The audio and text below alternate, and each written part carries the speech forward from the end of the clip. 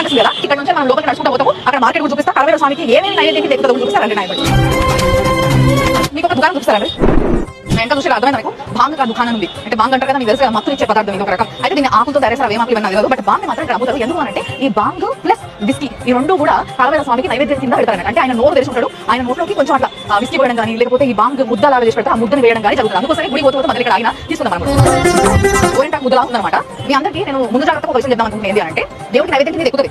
కానీ ఇది దేవుడికి నైవేద్యం కింద ఎక్కించిన తర్వాత మనకి తిరిగిస్తారు ప్రసాదం కింద. అంటే నైవేద్యం ప్రసాదం అయితే కదా, అప్పుడు ప్రసాదం అయినప్పుడు మన చేతిలో పెడతారు. అప్పుడు ఆయన తక్కువ లోపలేసేసుకున్నారు, మొత్తం చక్కెర పడిపోతారు. అసలు అలవాటు ఉండదు మనకి. కాబట్టి ఏం చేయండి అంటే జస్ట్ ఇట్లా చిన్న టిక్కి అంతా అట్లా తీసుకొని అట్లా వేసుకోండి అంతే. అంత నుంచి ఎక్కువ వేసుకోకండి. గుమ్మని తిరిగి చక్కెర చిన్న పడిపోతారు. 30 రూపాయలు ఒక ముద్ద అంట ఇంత చలపాలి.